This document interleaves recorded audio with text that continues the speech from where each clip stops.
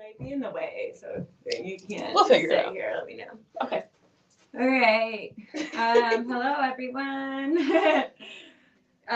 Today we're going to talk about the eclipse. I'm sure you've all heard plenty about it, but I'm not sure if you've actually heard like the kind of spiritual meaning behind it and then what to expect. So this isn't as everyone's acting like this is like a crazy event, and in a case like it will be when you're in that direct line of sight, like we are here in Northeast Ohio. But this happens like consistently, so it's not like the world's gonna end or anything just because we can now see it. Okay, I want to be really clear on that.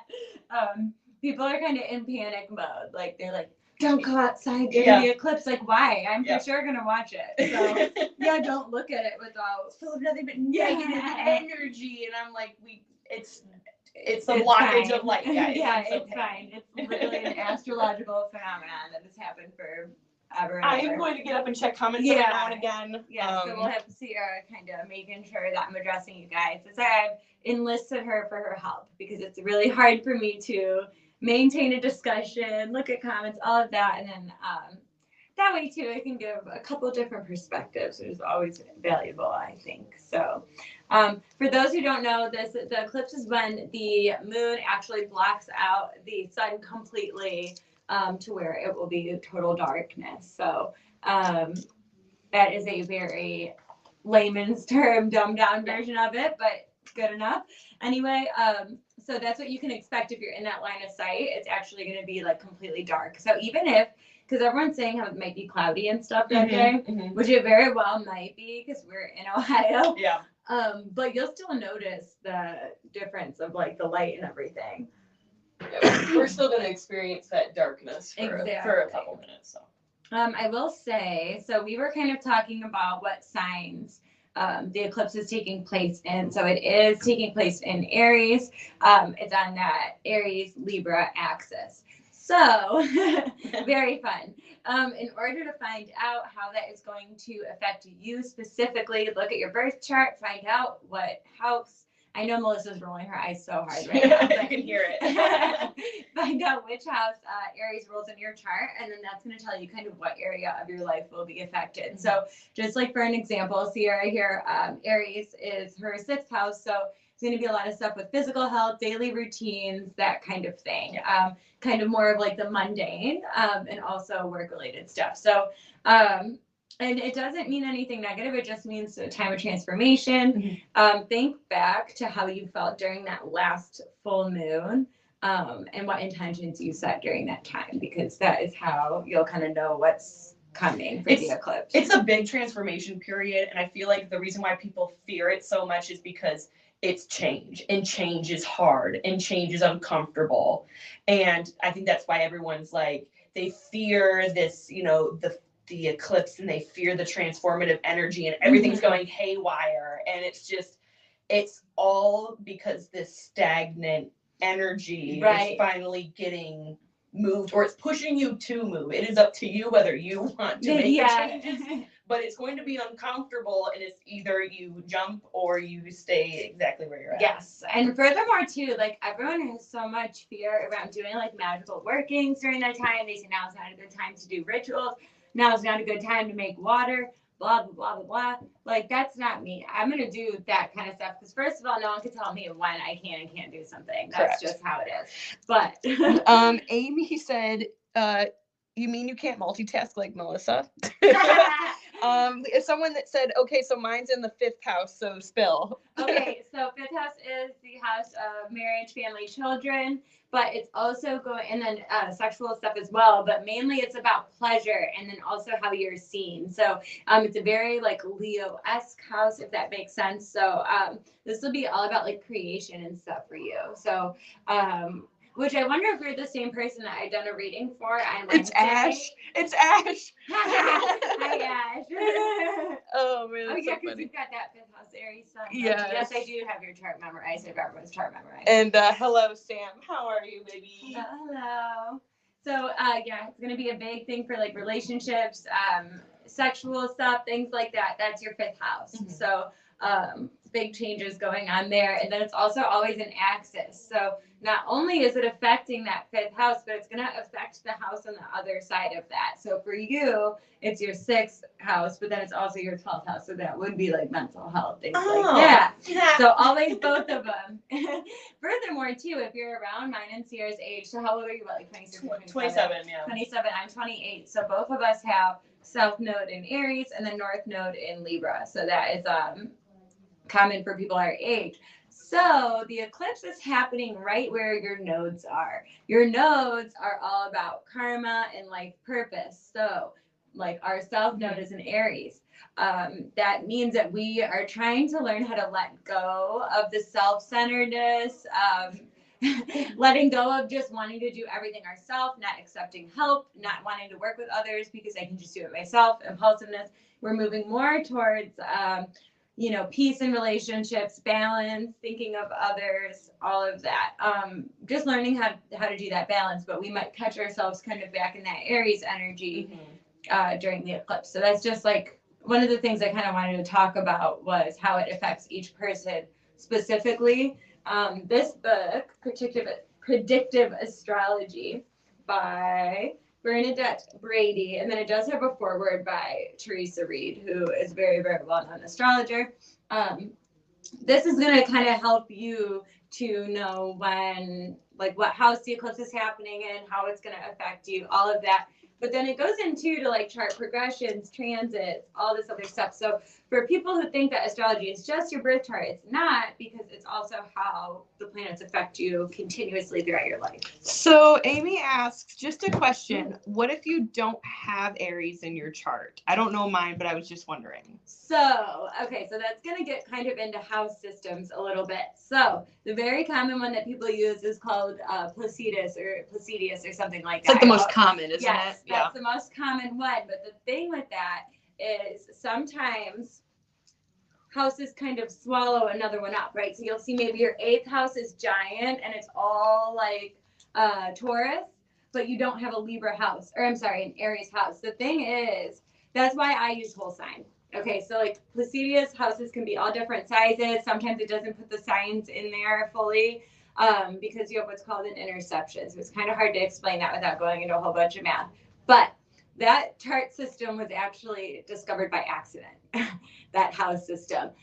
He made a miscalculation.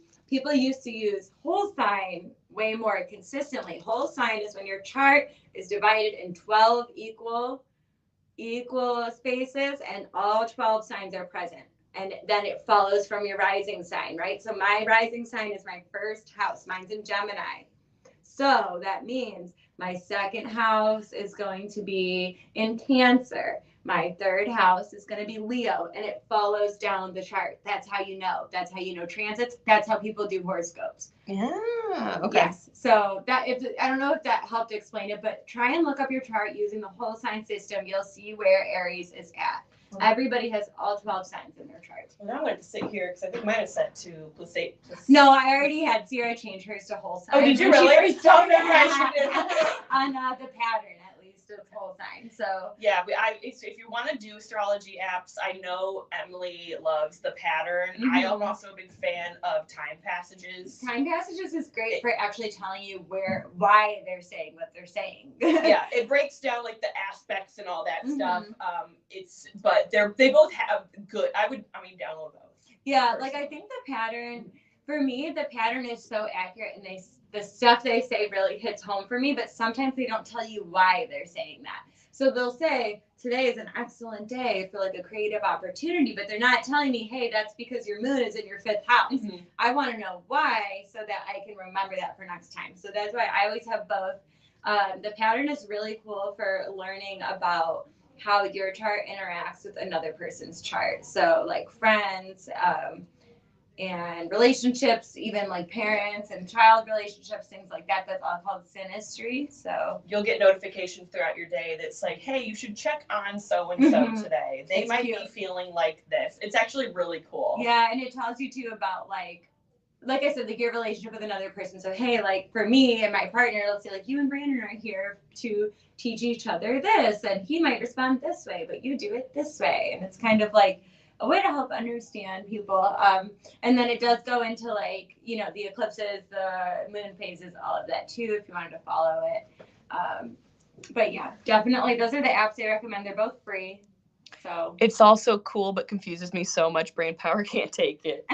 that's the thing. Astrology, like, It's like a math. It's you'll like never know fully. Like if you think you know everything, then you don't. And you know? she'll sit here. I thought I was cool for knowing like my big three, and meanwhile she's over here like, but what's this? And what's your house? And what's what's your thing is this? And I'm like, I don't know what that is. Well, but... and it's so funny because people think that I know a lot about it, and like, yeah, I've spent years on it and things like that, but it's taken me years, and I still feel like I know nothing. Mm-hmm. Like if I were to sit and talk to somebody else that does this like fully professionally, you know what I'm saying? Like if I sat there and had a conversation with Teresa Reed, like I'm clueless, you know? So it's one of those things that you never can know enough. And I think that's why it's so intimidating for people, is because it is like so nuanced as well. But it's also ancient. So I think it's a really great way for us to know ourselves. It's not saying, hey, because of this eclipse, like this is going to happen to you. It's not like a cause and effect thing, if that makes sense. So like I can't say I'm this way because Mars is in Aries. No, Mars is in Aries, and that's just letting me know this is the energy that's going on. It's more of like, it's not cause and effect. It's just an explanation, like a way for you to understand the collective energy more. So now, question for you: the like for example, you said that my north or whatever is in one, and is this polar opposites? Yes. Okay. So they're always opposite. So they're like the two nodes. And then south nodes, a lot of times people think that is like your past life in a way, right? So for us, people think in our past life, we're very warrior-like, we're very independent, didn't really need anybody, didn't want anybody, didn't depend on anybody. Now in this life, we're supposed to be moving away from that and like building consistent relationships. And yeah, it's just interesting. And then, but then everybody's too can be in different houses. So where we might have the same north and south node, the house, or like as far as the sign goes, the houses they're in are different. So the way we'll experience it is still different. Just how you get those different reactions to different things happening in your life. So not every Libra is the same. You know, you see the same thing for everybody. That's like all Libras can't make decisions, and you've got like all, you know, Leos, all they are vain, and it's just like not how it works. Right. So and the thing is too, like when you want to talk about shadow work, like this is a perfect example. Before I knew my whole chart, I was like, I cannot stand Sagittarius. They're so flaky, especially in relationships. Like they think everything's a joke. They don't take anything seriously. They're flighty. And don't be offended, Sagittarius, because then I learned my Mars, Venus, Jupiter, they're all in Sagittarius. So that was a part of myself that I actually had a problem with, and that's why those people will bug you so much. There's a lot of things to like look at as far as that goes. Yeah. So what I think, sorry, I'm over here like messing around with everybody. By the way, if anyone has any questions as far as like astrology or any sort of like solar eclipse energy type questions, now is like a really good time to ask them, because you do have Emily. If you ask me these, I will literally tell you and say I don't know. So, but I will send you to someone who does. And so if you have any questions about stuff that's maybe going on, and if you know your house or whatever, if you know your sun sign, she might be able to help you with some of those questions you have. And I do offer it, like, I don't really advertise it as much, but I do offer astrology readings. It's just something that I have to have planned ahead of time so I can make sure I've got your chart and everything set up. But I do offer them. So just for anybody who wants to know, I do need your time of birth and where you're born. If you don't have that, it's kind of pointless in a way. This is also my way of saying, like, this is how everybody's different, because so many people are like, I can't stand this certain sign. But like I said, what's so funny about that is you have that sign is present in your chart. So like, it's funny. What's your sign? So I'm a Scorpio. Okay. I was gonna say there's certain signs that I've recently, like for example, I was like, I don't get along with Aries at all. Like it was just funny because they're like complete polar opposite of me. They're very blunt, and they say things. in my experience with them, they tell you what you need to hear, just not in the nice sugar coated type of way. And so I always took that as they're being mean. And it took a lot of shadow work for me to be like, that's not necessarily. Yeah, like and that's not all Aries either. So and I forget that was your 6th house too. So and that's the other part about it too, is like looking at what, like where that is, like why that bothers you so much. So you are somebody that might have a really specific routine. I do things specifically this way, and they bug you like that because you're like, well, why are you not like, why you're not like going with so impulsive? Yeah, like it's just a whole thing. Yeah. So yeah, people bug you more, and then also too, like how you come off. Like if I looked at Sierra, I wouldn't have guessed that she was a Libra. But she's got a Scorpio rising, so that explains the dark hair and the piercings and stuff. Whereas for me, like I'm actually a Scorpio, but when people see me, they never ever guess that. But I have a Gemini rising, so I come off very like friendly and flighty and chatty, but internally I am different. So that's why astrology is important. That's why knowing all of your big 3, or at least your big 3, is important, because. And the thing that's the most different about you is going to be your rising sign. So, by the way, the only thing you need for your big 3, if you don't know your big 3, is the location of where you were born, the time of day that you were born, as accurate as you can possibly get, and what else? Time. And the date. Yeah, the time, date, and location. Sorry, that's what it was. Your location, so where you were born. And you can type that into the pattern or time passages, which is what we talked to, and it'll give you your big 3. Yes, and it really does like end up making a whole lot of sense for people that never went like further than that. But for like the ascendant, so that's your rising sign. That's the sign that rules your 1st house. That is probably one of the most important things in astrology, even more so than your sun sign. Okay. Reason being, your sun sign changes only 28 days. Your rising sign changes every 2 hours. Ooh, I didn't know that. Yes. That's interesting. So a perfect example is I am a twin. Okay, I have a twin brother. He was born 13 minutes after me. Hello, Sandy. I'm a Gemini rising, and my brother's a Taurus rising. So we come off completely different, even though we have the exact same birthday, only 13 minutes apart. Same location, everything. So that's why the rising sign is so important. How interesting. Yes. So we got Sam, who said Scorpio gang, yay. And then we've got Karen, who asked, well, how do you find out your time of birth if your birth certificate doesn't have the time on it? So what I did, which I don't know how far back this goes, okay, but what I did is I went to the Department of Health in Parma, and even though it didn't actually say the time on my birth certificate, they still had that record of it in the system. Listen, ask whoever gave birth to you. Hey, I had to ask my mom. Don't trust them either. I know. I had to ask my mom to do some digging for me. Yeah, they'd be lying. If it's not on here, if it's because so many people too, like their mom's like, it was like 11 a.m., blah, blah, blah.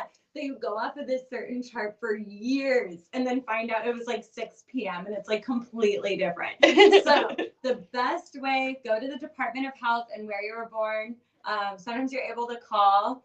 So I just had to get a birth certificate anyway. So it was like $25 or something. And they were able to tell me what time I was born. But I almost bet if you went up there and just asked them, like they probably would just look it up for you. Or you pay $25 and ask them, and it's really worth it. A copy of your birth certificate. Yeah, but sometimes it might not actually say it on there. So you might have to actually ask the person who's like printing it out because it's in their computer system, but not on the paper itself. So I was born in 95. I'm not sure if that differs as far as like county or time period. So Sandy gave her, she said she is a Cap. Are you saying you're a Cap Sag rising?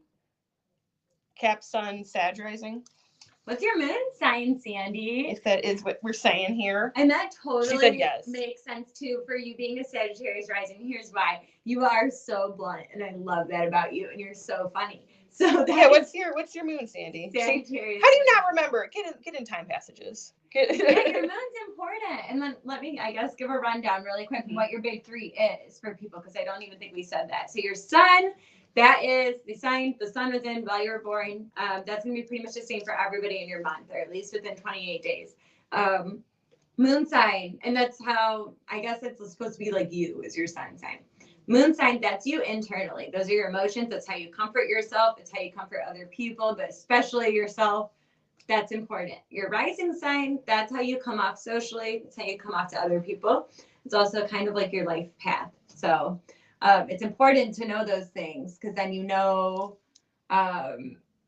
like my moon is in Taurus. Okay, so when I'm sad or I'm upset or I want to feel better, you all can attest to this and see me here. I buy myself stuff.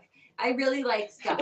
I get myself little treats, little coffees and teas. As she should. Yes, exactly. Something real quick, as far as, because we have some stuff on the table, as far as crystals go, because I know everyone's like, you shouldn't put your crystals outside and you shouldn't make your moon water and blah, blah, blah. Like, why are people saying that and how can we either combat or disprove it or so what and so forth?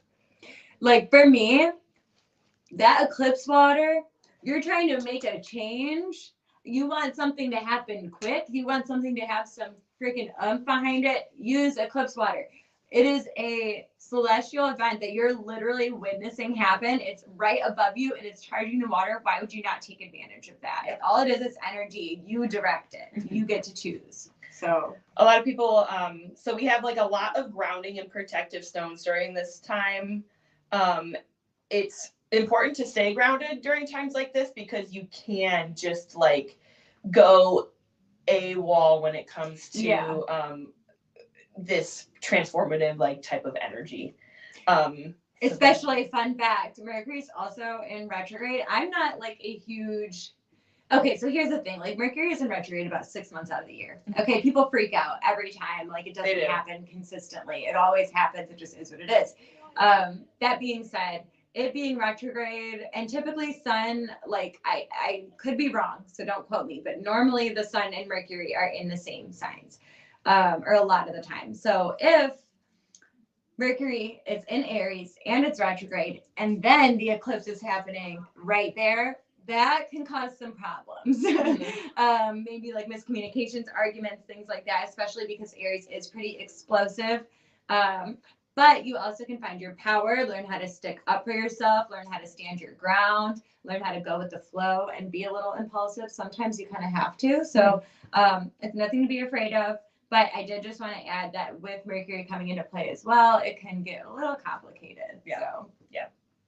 Little hairy situation at times. I know personally, and like in my life, during this time, I'm feeling like I have to move to the next step in certain things. Yep. I've been so comfortable for so long that it's time to move on. It might be in something so small, something that maybe you don't think about every single day, and then all of a sudden you're like, dang, I've been doing this for a while and this isn't working anymore, or I'm not seeing the results that I did in the beginning, and it's time for that. You'll start to notice that now, and you'll start to be open. And this is the time for you to be open to new ideas as to how to work with, whether it be a hobby, whether it be your job, et cetera, et cetera. So it's being open to different ways of doing things as well. Yeah, 1,000,000%. And like not afraid to let things go too. Like don't force something. Don't bring something with you that doesn't deserve to be there anymore. And then the other thing too is it doesn't necessarily mean like, hey, my relationship's gonna end or this will be over. It's gonna change. So maybe like from the eclipse, you're like, I'm not gonna tolerate this anymore, or let's communicate this way instead, and it makes a positive change. So it's not always so like scary and negative like people think. Yeah. The only things that are really gonna suffer and struggle is when spirit's like, why are you still doing this? Like, you know what I mean? Like we did this, we've been doing this last time. We did this last eclipse. Like, why are you still in the same position? I think the last time we had similar energy like this, if I'm recalling, was 2017. Think back to what you were doing in 2017, this time of year. I was buying my first house. It's normally something pretty big. And right? they say not to make, and I say they say don't make big crazy decisions around this time. Don't take that to heart. Don't make dumb quick decisions around this time. Don't be impulsive. Don't be impulsive. You shouldn't be I can't speak. Impulsive in general. You should think about what you're doing before you do it, at least even a little bit. So it's okay to make big jumps or big decisions around this time, especially if you're feeling like it's time. So Yeah. definitely don't be afraid of, well, you know, the Instagram and the TikTok, you know, people are telling me don't Yeah. do this. I saw a lady on Facebook yesterday. I'm sorry if you're this lady, but this is important. She's like, my surgery is scheduled for blah blah blah blah blah, but I don't want to get it because of the eclipse and Mercury. Right? Get your surgery. Right. Like, man, this is a life-saving surgery. Get your surgery. Yeah. Like, it'll be okay. You know, the other thing too, ask your guides, ask your ancestors, follow your gut. Right now is such a time of just being so intuitive and so connected. I had felt really disconnected for the last few weeks, and probably the last week or so. I feel like things are just kind of coming without me having to try very hard. Crazy dreams, astral projecting, meditating, all of that is going to be a little bit easier now than it might have been before. It's a great time to start something new.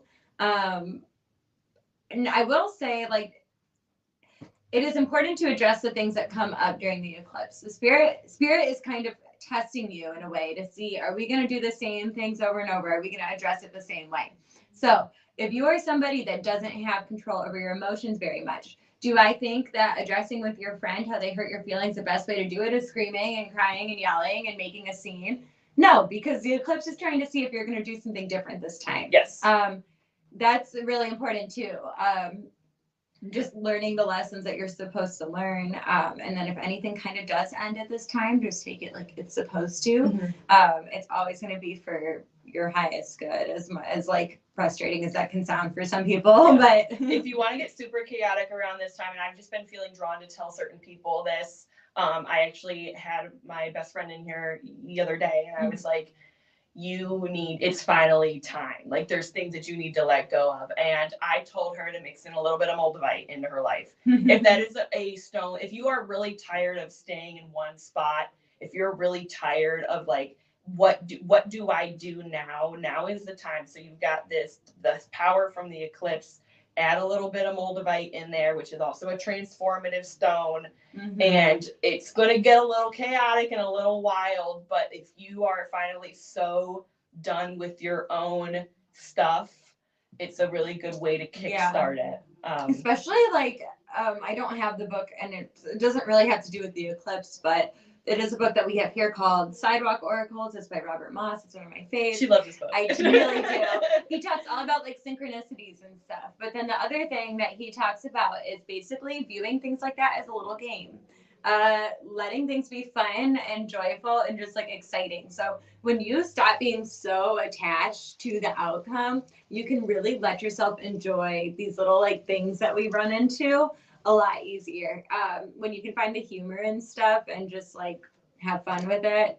And then also just have some solidarity with your friends that are dealing with similar issues. Like, it's really not so bad, I promise. Yeah, so let your crystals outside to charge.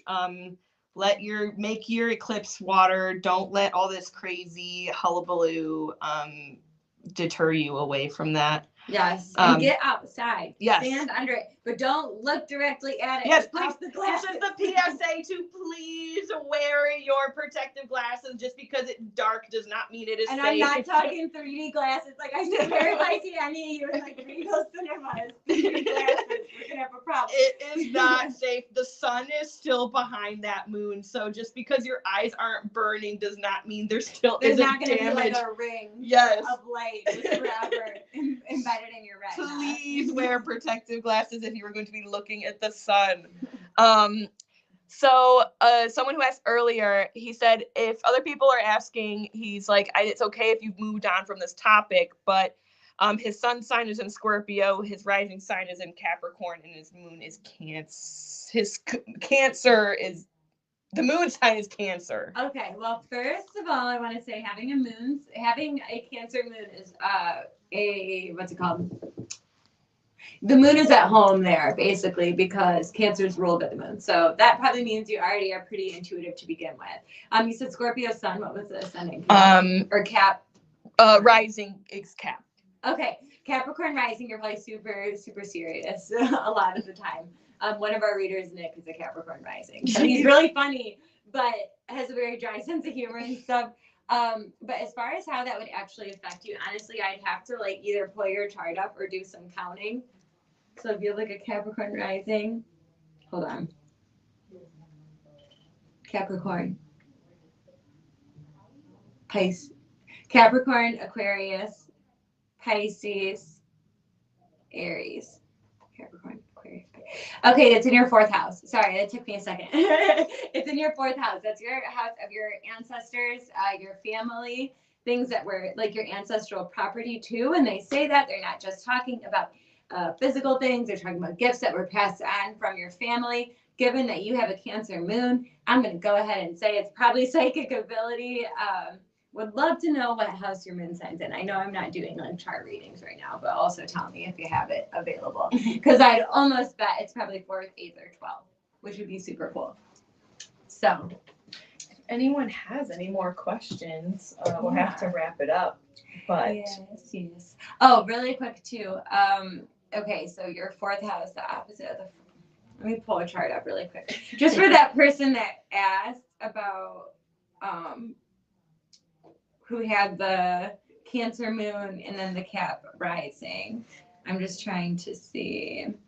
Okay, so if it was in your fourth, then it's going to be about your fourth house, but also your 10th house. So that's your public image, your career, and your life purpose. So going to be a pretty big one for you, for sure. But anyway, we're going to pop off and help Eileen. Thank you for everybody who listened to my astrological jargon and mumbo jumbo. I appreciate all the questions. And if this was super confusing to you, the main takeaways are don't panic.